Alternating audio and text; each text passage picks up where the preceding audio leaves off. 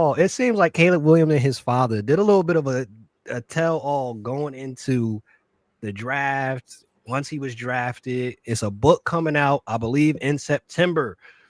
And one of the main quotes that is in there, which I don't knock his father for trying to put his son in the best position to succeed. We see it all the time in sports now, even more so often.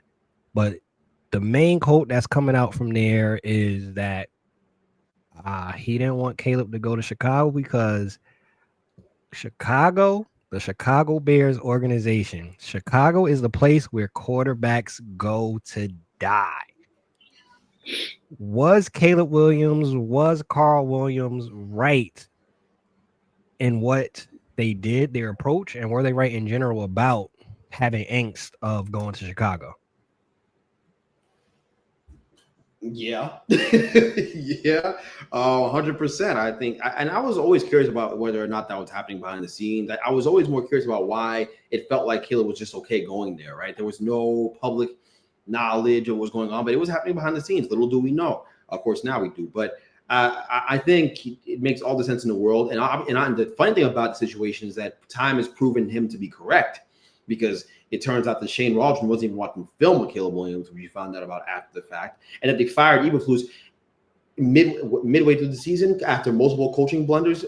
But the funny thing about it to me too is, like, from the outside looking in, why would you keep Eberflus there if you got a new lease on life? You get a number one pick, and you know you're going to take this generational quarterback at number one, and you keep the defensive head coach there who ruined Justin Fields and gave him no chance to succeed. Because don't make it all about Justin Fields. He never had a chance to succeed. He was never coached well in Chicago. He had the talent to be a good NFL quarterback, to be an all-pro level quarterback, and it never worked out. And it's about coaching. Football is so much more about coaching than it is about anything else. That matters so much. They have so much impact on the game from play to play, from snap to snap. So, yeah, I mean, I think it's refreshing to hear about it. I actually kind of want to get the book to know more about what happened, because I'm just so curious about how the lengths they went to. Obviously, they were looking at going to court, and there's the draft talk, and I heard that they were looking to get the draft kind of shut down, right, and or even make a provision where the Bears couldn't pick them.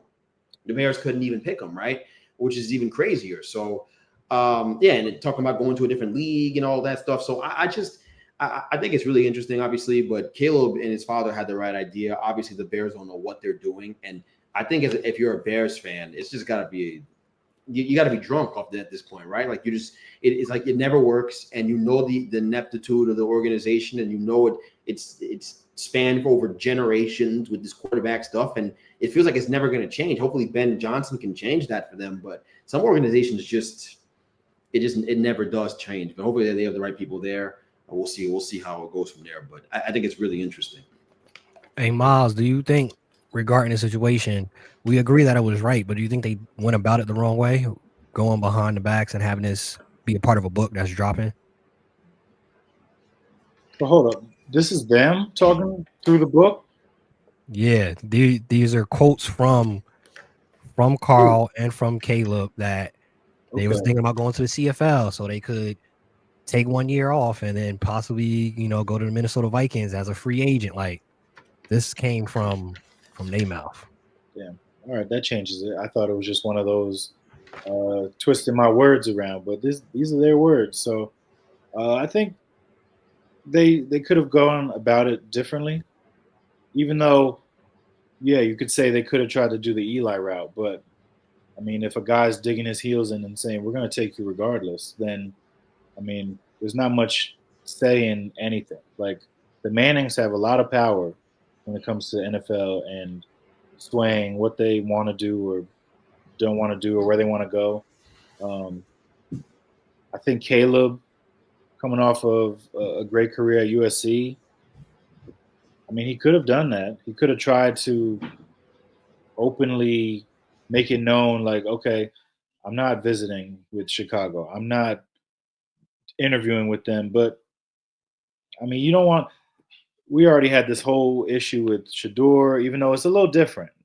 But um, I mean, Caleb's going to be a great player. I think it could all end up working out anyways because Ben Johnson's here. But now, whenever this book does come out, which if I'm him, I'd want this to be pushed until maybe January next year. Because if this comes out before training camp, and his teammates are going to read it and they're going to see, oh, this guy wasn't rocking with us. He didn't want to play here. He didn't want to be here. So no matter behind closed doors, he could be like, yeah, like I'm a Chicago guy through and through. This book says differently. So it's going to be a lot of interesting combos in that locker room coming up. And um, let's see if the dynamic changes. You see people, flexing on him or not listening to what he has to say on the sideline after an errant throw. Do they just revolt against him?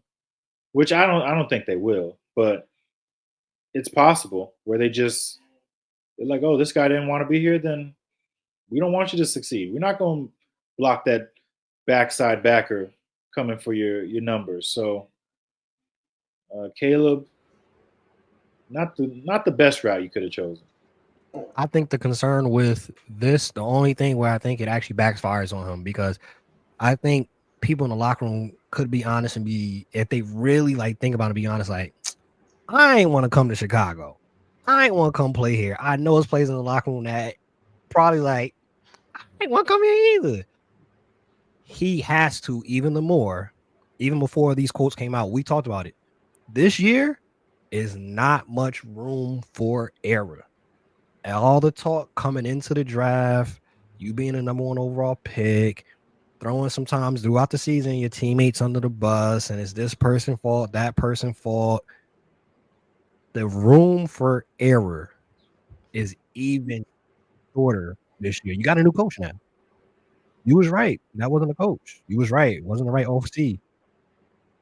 And it's not much room. And that Chicago is not obviously the New York media, but trust and believe the Chicago media, the teammates, all of the sort will be on his head top 2 games into the season.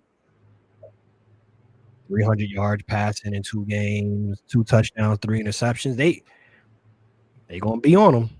There's not much room for error. Before we transition, I don't know if you wanted to add something else to it, Greg.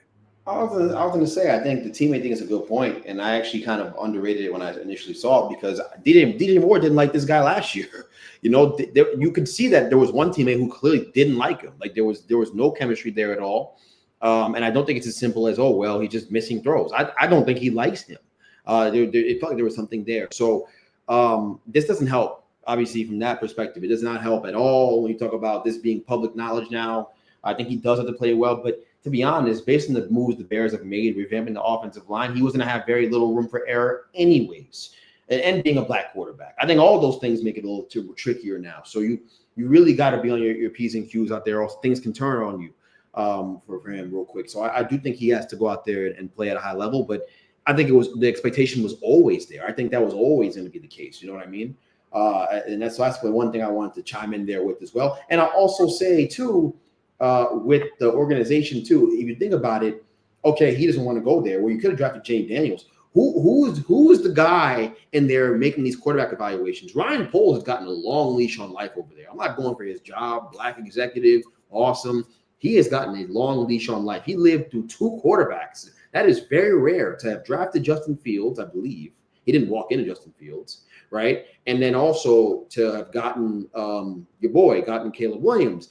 To do that, to live through those 2 lifespans as a black man in the NFL, that's something, right? That's something. And so I think, as an evaluator of talent, which is your job, part of your job, how do you not know, okay, well, I got Jaden Daniels with a close grade. Like, if he doesn't want to come here, is it the worst thing in the world? Or are we picking him because of public pressure? Because everyone says, because of all the hype. So if we don't pick him, now we look stupid. You're worried about that, but you pick with conviction, right? You pick the quarterback you think you're supposed to be the expert, not us, not people on the outside. So it doesn't matter what we're saying. If you think that this guy's special in the way that the Giants thought Jackson Dart was good enough to be getting the first round pick, and a lot of the media may have disagreed, they picked him. You're paid to make those tough decisions. That's why you're there. So you don't panic and take Caleb anyways. Look into the other options. Jaden Daniels is awesome, and we know that now. But you were paid to know that before, so shouldn't you have known that? Shouldn't it have been an option on the table? That's one thing I'm saying. It's an observation of mine. So inept. I wouldn't want to be a Bears fan.